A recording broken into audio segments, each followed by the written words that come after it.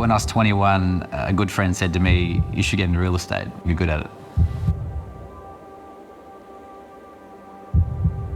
The kid's from Canberra.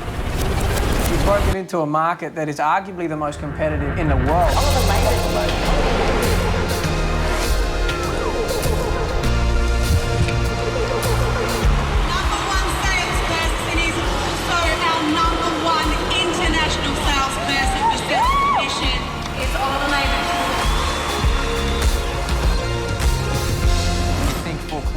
A property like this comes to mind. Quality like we've never seen before. The ultimate luxury family residence with postcard views from every window. This property speaks for itself. Welcome home.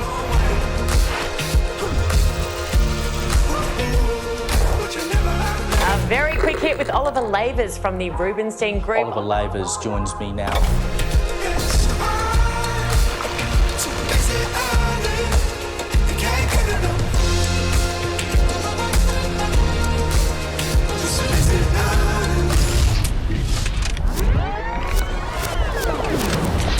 You're doing early mornings, you're doing late nights, you're working your ass off.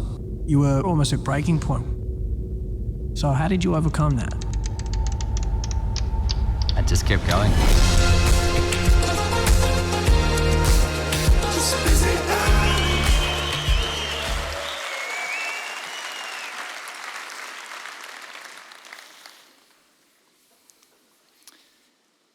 I remember 13 years ago when I came to AREC for the first time. I was sitting right back there. And I came here to learn the secret to success in real estate. You know, I wanted that magic formula, that one big tip that was going to take me all the way to the top. Well, over the years, I've realized that there is no secret, no shortcuts, no magic formulas. It's about one thing: relentless commitment. It's about showing up every day, going all in, riding the highs, pushing through the lows, and refusing to quit. Relentless commitment is the single greatest factor in determining your success in real estate. We're often told in life not to put all your eggs in one basket. But here's the thing: if you want to succeed in this industry, you need to put every single egg in that basket. Let me take you back to when I first started. I'm from Canberra. I didn't go too well in school. My mum did all my homework. Thanks, Mum. And I moved to Sydney when I was 19. I didn't know a single person there. Now, I rented someone's spare room, and that someone just happened to be a general manager of a real estate company. So, gee, did I rent the right room? I took a leap of faith and decided to pursue a career in real estate. So, if I didn't make it, I had nothing. No family in Sydney, no degree, no safety net, no plan B. When you've got no backup plan, you're forced to focus, innovate, and push forward, even when it gets tough. And I can tell you, it gets tough. Real estate is an emotional roller coaster. One moment you're way up high, the next minute you're way down low. At the very beginning of your career, you book an appraisal, high. The morning of, you get a text. The kids are sick, they cancel. You try postpone, but they don't respond. The following week, you see it online with another agent. But then you get the biggest listing of your career. You've already calculated the commission, you've spent it in your mind, high. You've been working on it for weeks, you get a huge offer. That'd be silly not to take it. But overnight, they had a chat with their friend's neighbour's cousin who used to be in real estate 30 years ago. They think the property's worth more and they take it off the market, low. No matter what stage of career you're at, it's a roller coaster. You need to learn to ride it. Chapter 1 or chapter 10, there'll always be ups and downs. Young agents often think, if I'm riding 1 million, it'll be easy. Or when I have a team of 3, I'll be set. Well, let me tell you, that's not the case. Because when you hit that goal, the next one just gets bigger. So stop waiting for the easy part because it doesn't come. It's a constant emotional ride of ups and downs. You've got to learn to manage the roller coaster. The best agents that stay on track, they don't just work hard. They stay grounded. They fill their pipeline so one deal doesn't define their week. They focus on what they can control: calls, conversations, inspections. rather than stressing about what they can't. They build routines, so even when emotions run high, their actions stay consistent. And they track their numbers, well, because data keeps them honest. But most of all, they never forget their why. That's what pulls them through the lows and keeps them steady through the highs. What is your why? If you don't understand your why, you won't last long in real estate. Why does this industry have such high turnover? Well, their why wasn't strong enough. Why do you call to get rejected on the phone 100 times a day or keep knocking on those doors just hoping the next is a yes? Why do you keep the phone glued to your side when you're on a family holiday, romantic dinner, or even at an AREC conference? Why do we give our clients all of our energy just to come home to give our loved ones the dregs, the empty batteries? Why? When I started with Gavin Rubenstein, I was working around the clock. I was waking up at 4:40 a.m., straight into the gym, and I was in the office at 8. I was calling all day, non-stop. I was getting home like a zombie. My personal relationships outside of work were failing. I broke up with my partner. I didn't visit family in Canberra for over 6 months as I was working 6 to 7 days a week. Nothing else mattered to me besides work. At this stage, I was earning about $40,000 a year, and I was struggling to live in Sydney. I was borrowing my mum's car to get around. One day, I walked into Gavin's office, burst into tears. I said, Gav, why am I doing this? I was lost. The eastern suburbs of Sydney had broken me. Well, it nearly did. And I guess this is the bottom of the roller coaster that no one will post on Instagram. I had lost my why. But the truth is, that breakdown led me to a breakthrough. When you hit that point where it all starts to fall apart, you either give up or you go deeper. You stop chasing for the sake of chasing and you get clear around what actually matters. So, dig deep. Take a moment. Why are you actually here? Why are you in this industry? Why are you willing to go through the struggles, the sacrifices, the rejection? Keep digging until you find the core. And when you find it, you'll know. And sometimes it isn't about what you want. It's about what you don't want. I didn't want to go back to Canberra. I didn't want to go back to hospitality. I didn't want to keep living week to week and worry about paying for that $3 sushi roll. In that moment, I gave myself no choice but to succeed. And recognizing this created a new fire in me. If you don't know your why, you desperately need to find it. Because when your why becomes clear, your how becomes a lot more doable, and your commitment becomes unbreakable. Relentless commitment isn't just about passion, sacrifices, or willpower. Commitment shows up in tiny decisions you make every day. In real estate, we have the freedom to manage our own schedule. But sometimes that freedom can be a blessing and a curse. You can easily waste it, sometimes without you even knowing it. You can finish a day of work and think, I've had the busiest day today.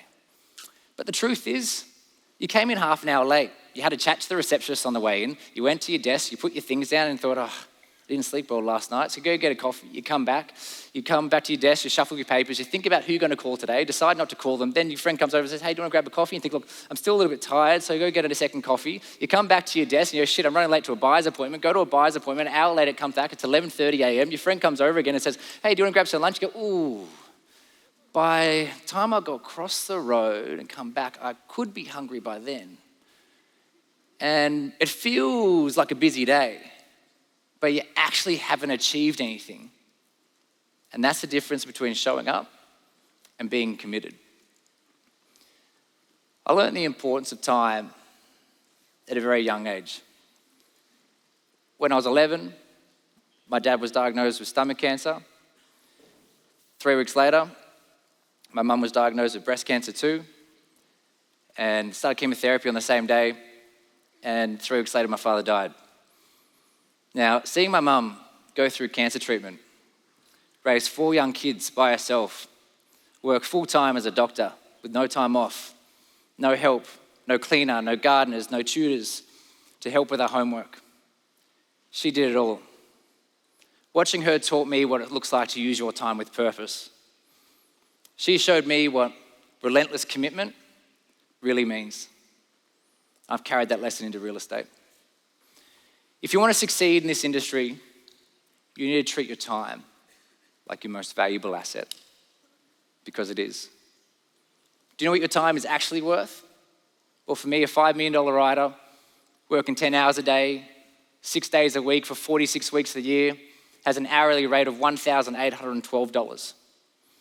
So I asked myself, is going for that casual 30-minute coffee worth $906 of my time? It's an expensive coffee. Or would I pay $302 to scroll mindlessly on Instagram for 10 minutes? Now that's how you need to start thinking about your time, because the truth is, every moment you waste is a cost of your business, your goals, and your future. Time is the most accurate, honest measure of your commitment.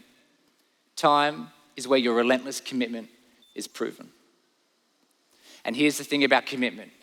If you do the work, it's constantly compounding. In real estate, momentum is everything. The top agents I admire, they didn't get there by accident. They built momentum, one decision, one phone call, one open home, one uncomfortable conversation at a time. And that momentum creates a ripple effect, compounding positive activity over time. Here's an example for you. I recently sold a property in the Crescent Vaucluse for $10.57 million. The purchaser of that property had something to sell in Double Bay, which I sold for $8.5 million. Now, the purchaser of that property had something to sell around the corner, which I sold for $5.75 million. And while I was standing at that property, I met the neighbour and I sold them a house for $9.8 million, and then I sold their house for $6.5 million. Now, all of that from one listing. So to summarise, use your time with commitment, creates compounding activity, therefore creates compounding networks. You do the right thing for one vendor, well, they tell their friend, you sell their property. They tell their family, you sell their property. They tell their mother's group, and so on. Commit to doing the right thing for one vendor, one person, and then you have their entire network. And it's constantly compounding. People don't hire agents. They hire certainty. They hire trust. And trust is built when they see you showing up every day, doing what you say, and going the extra mile, even when no one's watching. And that brings me to the last ingredient, the importance of brand. Your brand is what people say about you when you're not in the room. And that reputation, it's built through relentless commitment, over time, through consistency, through every interaction you have. It's also about getting to know yourself and understanding your brand. The two go hand in hand. If you don't know your brand and what sets you apart, well, how can you expect others to? When Gavin pushed me to go on my own 5 years ago, I remember walking into my first ever listing presentation. I walked in like Gavin, talked like Gavin, I was dressed like Gavin, I sat like Gavin. I wasn't being me. It wasn't until I truly gave myself permission to be me, defined my own brand, my own point of difference, and got comfortable within myself, well, that's when my career took off. What is your brand? What separates you from everyone else? In the world of social media, I see so many agents posting content, but often not much thought goes behind it. Every time you post something, you need to think, what if someone didn't know me and they saw this for the first time? Would they think, wow, look at this cool guy, slicked back hair, great sunnies, definitely knows how to hashtag. You know what? Because of this photo, I'm going to trust this guy to sell my biggest asset. I can tell you now that's not the case. I can guarantee that this photo did not get me any business. Now, everything you do, every video you post, every flyer you put in someone's letterbox, every email you send is a representation of your brand. If you want to succeed in this industry, you need to understand your brand. Your brand is the blueprint for everything you do. Finally, 13 years ago when I sat all the way back there, I wish I had known that real estate isn't about property. It's about understanding people and understanding yourself. It's about knowing your why, respecting your time, and never losing sight of what matters. The journey will be full of ups and downs, but if you keep showing up, pushing forward, and staying true to your brand, the results will follow. There is no secret, no shortcuts, no quick fixes. The truth is, we're learning every day. Every chapter of real estate or phase of life will bring new challenges. It's about adapting and evolving as we go along. But there is one constant. If you have a relentless commitment to the process and trust in the grind, I guarantee you'll build something extraordinary. Thank you.